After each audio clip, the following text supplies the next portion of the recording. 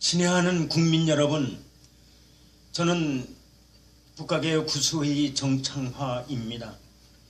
4.13 국민 유권자 혁명 성공을 위한 세 번째 국가개혁 구수회의 성명서를 발표하겠습니다. 국가개혁 구수회의는 지난 2016년 1월 16일 실버 세대들이 새로운 한국 특유적 자유민주주의 정치 모델을 후손들에게 물려주기 위해 떨쳐 일어섰습니다라는 주제하에 제1차 성명을 발표한 사실이 있습니다. 또 1월 20일 오늘은 우리나라의 부패공화국 오명이 사라지게 하기 위해서 검찰이 독점하고 있는 수사권을 검찰 수사권의 노예화를 완전히 벗어나 경찰 수사권 독립을 지켜주어야 된다는 내용의 성명을 발표하고자 합니다. 지난 1월 20일 서울중앙지법 형사하부 27부 부장판사 심규홍 심리로 진행된 결심 공판에서 공직선거법 위반 피고인 양승호 박사 등 7명의 변호인, 즉 감정위원을 대표해서 증인으로 출석한 김모 교수는 박원순 시장의 아들 박주신 씨가 2011년 8월 30일 공군에 입대했을 때 찍은 MRI와 2011년 12월 9일 서울 강남구 신사동 소재 자생한방병원에서 서울병무청에 제출하기 위해 촬영한 MRI, 그리고 박주신 씨가 2014년 7월 31일 세브란스 병원에서 영국 유학용 비자 발급을 위해 찍은 MRI 3장 중에서 서울병무청에 제출한 MRI에는 박주신 씨가 직접 찍은 2장의 MRI 사진과는 피사체가 99.9% 동일인이 아니다라는 판단 근거를 명쾌하게 설명한 바 있습니다. 그런데 공판검사는 증거도 없이 7명의 피고인에게 벌금 300만원 내지 500만원까지 구형한 사실을 전해들었습니다. 1월 20일 저녁부터 일제히 언론에 이 사실이 보도되었습니다. 언론은 그간 이 사건에 대해 편파적으로 보도하는 경향이 있었던 것이 사실입니다. 이번 보도 내용도 양승호 박사에게 벌금 500만원을 구형했고 나머지 6명에게도 각각 300만원에서 500만원까지 구형한 사실만을 보도했습니다. 1월 20일 재판은 MRI 감정인의 증언을 마지막으로 구형까지 하는 결심 공판이었습니다.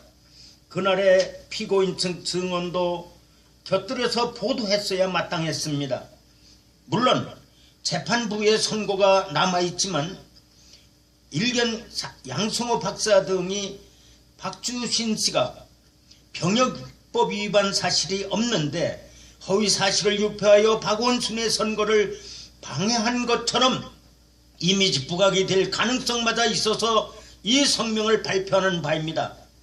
무엇보다 검찰의 독선 독주와 항다반선적으로 자행되고 있는 범죄의 은폐를 일소시키기 위해서는 한시바삐 경찰 수사권 독립을 앞당겨야 되겠다는 생각에 오늘 경찰 수사권 독립을 외치기 위해 성명을 발표하는 바입니다.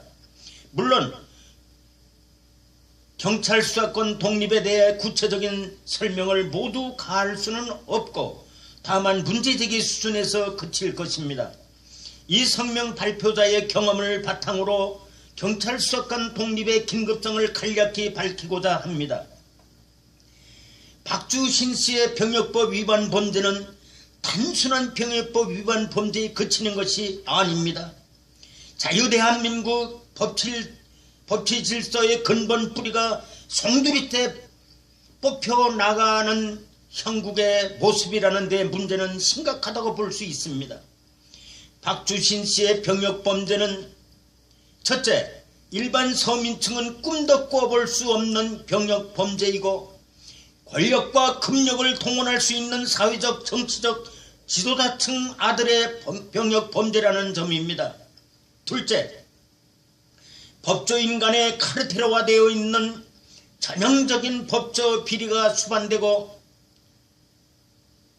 게재된 병역 범죄라는 데 문제가 있다는 점입니다. 셋째, 장기간에 걸친 북한의 집요한 대남적화 공작의 영향과 결과로 인해 자유민주주의 인용과 배치되는 반헌법적인 종북 친북 좌파 이념의 일반화 보편화와 집단화에서 초래된 결과라는 점입니다. 박주신 씨는 서공 씨와 이공공 씨에 의해 1차로 고발되었습니다. 검찰은 동고발 사건에 대해 서울해와경찰서에 수사 사명을 했습니다. 지금 이 성명을 발표하고 있는 정청화는 박원순 변호사가 2011년 10월 26일 서울시장 재보궐선거에서 선거법 위반 행위를 자행하는 모습을 보고 깜짝 놀랐습니다. 박원순을 선거법 위반으로 검찰에 고발을 하기는커녕 시장 당선을 선포한 서울특별시 선거관리위원장을 직무유기죄로 고발하는 한편 중앙선관위에 소송을 제기했습니다. 소송이 기각되자 대법원에 선거 무효 소송을 제기했던 사실이 있었기 때문에 박주신에 대한 해와 경찰서와 검찰의 수사 동향을 예의 주시 관찰을 하였던 것입니다. 경험칙상 박주신 씨의 범죄가 검찰에 의해 완벽하게 은폐되고 있다는 사실을 감지할 수 있었습니다. 위 양승호 박사를 통해 1차 고발자인 이공공 씨를 소개받아 이공공 씨와 공동 고발인 대표로 285명의 고발인 서명을 받아내 2차로 2011년 11월 6일 서울지검에 고발장을 접수시켰던 것입니다. 양승호 박사가 세브란스 병원의 MRI 사진과 자생한방병원의 MRI 사진은 동일인의 것이 아니며 자생한방병원의 사진이 박주신의 것이 아닐 가능성은 죽은 사람이 살아 돌아온 것과 같다고 주장하는 주장에 어느 정도 확신을 갖게 되었지만 영상 전문가가 아닌 정청화는 양승호 박사의 주장보다는 경험칙상 박주신 씨의 행적에서 더 확신을 갖게 되었던 것입니다. 박주신 씨의 병사형 진단서 발급 과정에서 허위 진단서 발급 사실에 대한 확신을 갖게 되었던 것이고 서울병무청 동향에서 병역범죄 사실에 대한 확신을 더욱 굳히게 되었던 것입니다. 2차로 고발을 하기 전에 공동고발 대표인 이공공과 서울병무청에 병무비리 신고서를 제출해놓고 서울병무청에 4차례 이상 출입하면서 박주신의 병무비리에 대한 심증을 굳히는 활동을 전개하였던 것입니다. 박주신 씨는 2004년 5월 7일 서울병무청에서 신체검사를 받아 현역병 판정을 받았습니다.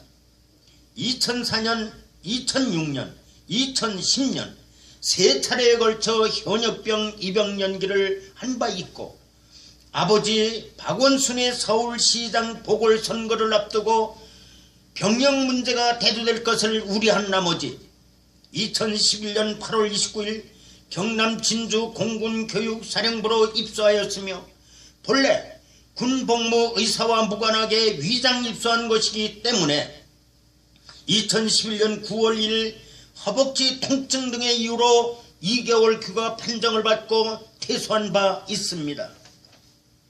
2011년 11월 2일까지 공군훈련소에 재입소를 해야 되는데 재신체검사 등 아무런 조치도 없이 공군 재입소에 불응한 바 있습니다. 이렇게 되자 병무청으로부터 육군 입대 통지서가 날아왔던 것입니다. 2011년 11월 25일 육군 입대 통지에도 불응해버렸습니다. 그리고 허위 진단서 발급 음모를 꾸몄던 것입니다. 2011년 12월 9일 강남구 신사동 자생한방병원 내 자생병원에서 엑스레이와 MRI를 촬영한 후 같은 날 위 MRI를 가지고 강남에서 강북으로 달려가 광진구 자양동 소재 허위 진단서 발급 병역비리 연루 의사인 공공병원 의사 김공공에게 보이고 허리디스크 수액 탈출증 소견의 병사용 진단서를 발급받은 바 있습니다. 위 두 병원은 27세의 박주신 씨가 아는 병원일 수 없고, 이거는 제가 추측입니다. 확인된 바에 의하면 아버지 박원순 변호사가 개인 친분이 있는 곳이기 때문에 사전에 허위 진단서 발급 음모와 모의가 있었다고 단정하는 것입니다. 2011년 12월 27일 서울지방병무청에 위 MRI와 병사용 진단서를 제출하였고, 서울지방병무청은 병역처분변경심사위원회를 필수적으로 소집해야 함에도 불구하고 소집한 사실이 없이 징병관 단독으로 현역병 입원 면탈을 시켜주었던 것입니다. 박주신은 현역병 입원 통지에 불응했기 때문에 기피자 신분이므로 한시가 급한 상태임에도 불구하고 18일간이나 병무청 서류 접수가 늦어졌다는 사실은 무엇을 암시해주는 것입니까?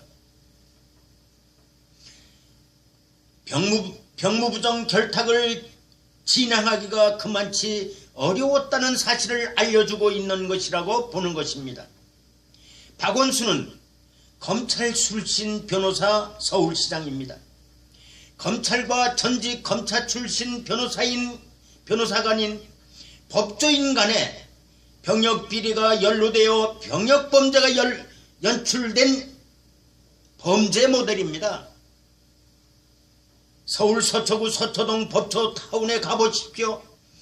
1시간만 머물고 있으면 검사 판사들을 향해 이 도둑놈들아! 라고 목이 터져라 외쳐대는 모습을 쉽게 찾아볼 수 있는 것이 현실입니다. 그래서 법조비리 척결을 위한 검찰 수사권 견제를 위해 검찰 수사권, 경찰 수사권 독립이 기묘하다고 문제 제기를 하는 것입니다. 2016년 1월 20일 국가개혁 구수회의 총무관사 정창화 감사합니다.